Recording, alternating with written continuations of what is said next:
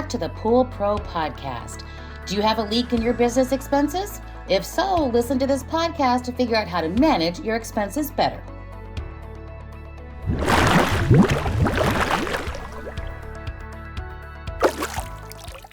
I am your host, Michelle Kavanaugh. Thank you for joining us today. We're hoping that you take away a tip or two to help you with your business.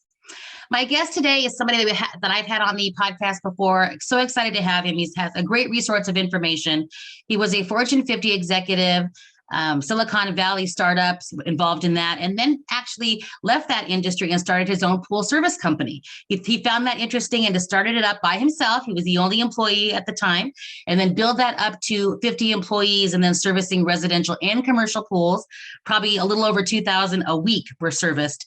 And then he decided to retire and live the good life and sold his business. So thank you so much, Fred, for joining us. We really appreciate you giving us some of your knowledge and helping us along. So Fred, let's talk about managing expenses for a second, because in the second step of hiring your first employee, we talked about, building a tight route and then managing expenses and then building capital. So let's talk about managing expenses. I think this is so important.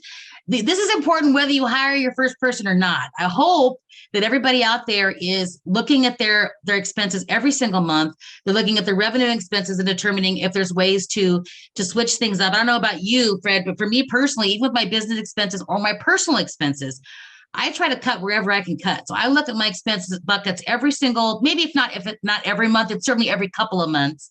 And I figured, I'm spending too much money here. Let's figure out a way to move that or whatever. So I'm hoping everybody's doing that. But let's talk about how, when you're preparing to hire your first employee, how does manage expenses help you do that? Okay, good question. Yes. So, this is a life lesson, not just a business lesson. As you said, Michelle, you have got to know where the dollars are coming from. Yep. You've got to know where the dollars are going. And we used to call it holes in the bucket. And if you got money going out of your bucket and you don't know where it's going, you got a leaky bucket.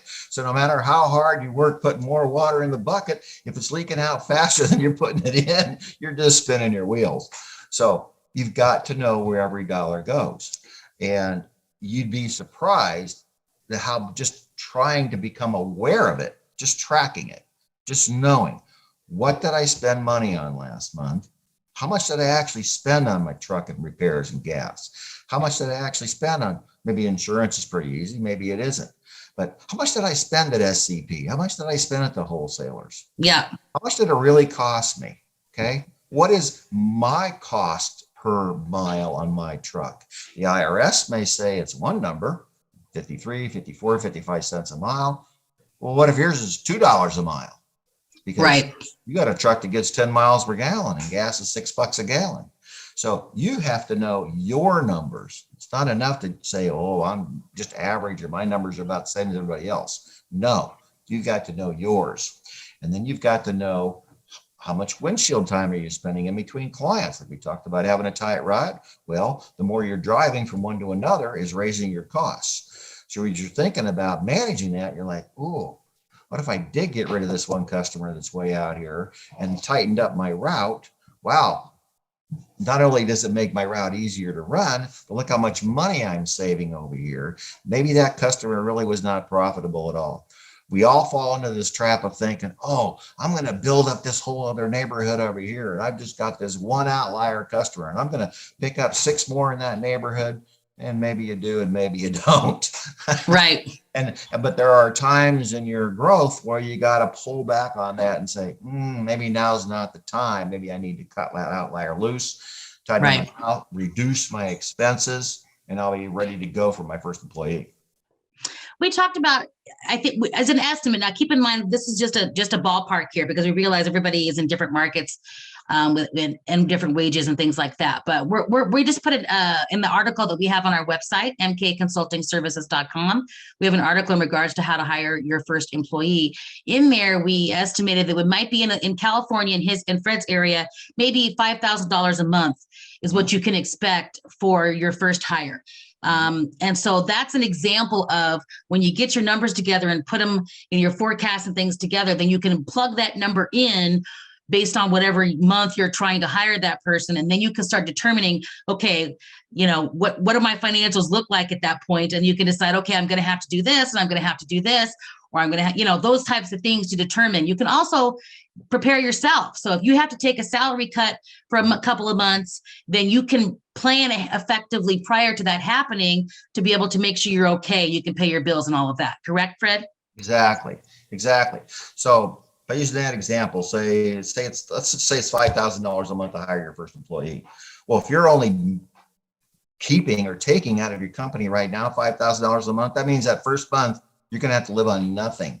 Can you live on nothing for a month? How are you going to pay your rent and your mortgage, your bills and everything else? Do you have a significant other, or spouse or something that's going to pay the bills? So you can say, okay, I don't need any money for a month, but you have to plan for that. Maybe you've saved up that. If you had to save up for that 1 month, say, yeah, well, I've got 5,000 set aside. That's something to use to pay my bills that month. And is that enough? Is it 1 month, 2 months, 3 months? I would suggest you got to have at least 3 months set aside. Yes. Right? I say 6, but I get you. Yeah. Six, that's a lot. That's a pretty big nut, having 30 grand sitting there and you go, well, that's really hard if you're only $5,000 a month.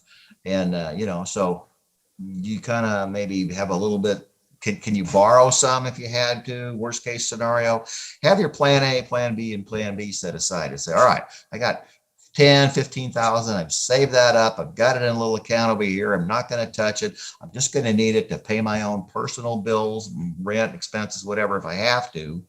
But I have a credit card that I haven't touched, or some other, way to get some money over here, business loan, whatever. Well, I don't want to do that, but if I had to, I could. Okay. Right. Exactly. 3 months. And then you right. Okay, right now I got my plan for how I got 6 months worth of money here, worst case scenario. Then, of course, you work every day to make sure you can do it in 1 month and not 6 months. But to Michelle's point is you've got a plan for that. Okay. You certainly do. Revenue forecasting has got to be a part of this.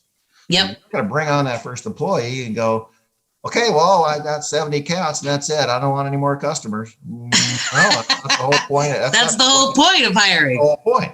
So how fast do you think you're going to bring on new ones? Can you bring them on faster because now you have more time to knock on doors and respond to phone calls and respond to requests for bids and go out and get more customers, or go door to door and hand out flyers, or spend more time on social media trying to drum up more customers? That's the whole point. And how fast do you bring that on? Is it going to be another 2, 3, 4, or 5 a month? You've got to project that out and think, okay, when am I going to start paying for myself again? I can take my $5,000 out of the business again. And you keep going with that. And you think, when do I get to the point where I need employee number 2? Oh, when am I going to get to 140 pools? Or when am I going to get to the next revenue milestone if I'm in a different trade? So that I bring on that second person. And now maybe the second time around, it's not quite such of a hit.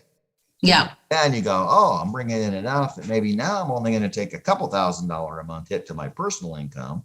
Right. I'll ramp up employee number 2 and continue to bring on more customers. And for person number 3, 4, or 5, you finally will have enough volume to the point that every extra person you bring on is putting more money in your pocket. You're not having to take any more personal income. That's why I say those first 2 are really the hardest. They're really the hardest. Yes. You really have to jump off the cliff and say, I'm going for it because I really want to grow this business and I got to do it. You have to just really have faith and believe that you can do it. The other thing I want to bring up, which Fred and I talked about separately, is if you don't have an accountant or a CPA, doing your financials for you, I highly recommend that you have that.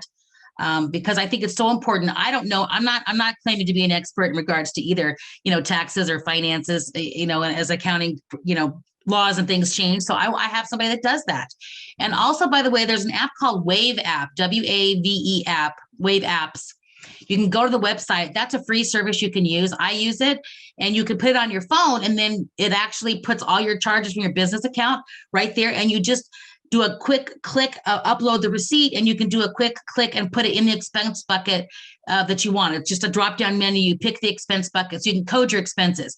My accountant does that for me, so I don't have to worry about that. But if you want to do it yourself, you can, and just have them for, helping with financials when you have it, or just doing your taxes, whatever it may be.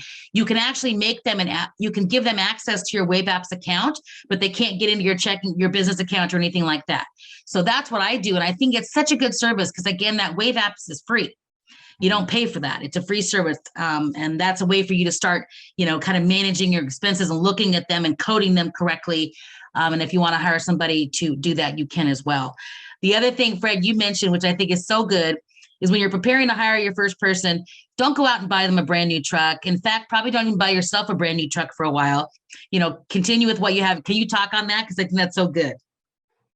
Oh, absolutely. And I've made that mistake. So that's why I'm speaking from experience. First person that I got, that's exactly what I did, is I ran right over to the Ford dealer and I said, give me the cheapest Ford Ranger on the lot. And I'm going to buy that for my new employee. And what a mistake that was. Because, now I got a new truck and truck payments and insurance, which is more. And a new employee on top of that who maybe banged it up the first week he drove it and splashing acid around in the back of it and destroying the bed. And then right away I'm thinking, it's a dumb idea. I should have bought an old Peter. So yes, I completely get it. Well, we're hoping that you had some takeaways here in regards to managing expenses. We appreciate your time today and look for us on our next episode where we talk about building capital and be able to handle it from that side of it, making sure that you have the money available to grow your business. We appreciate you being here, and we'll talk to you soon. A new voice in the industry, a resource for all, education for you. This is Pool Pro Podcast. Build relationships and share important news as we get ready for our next backyard adventure.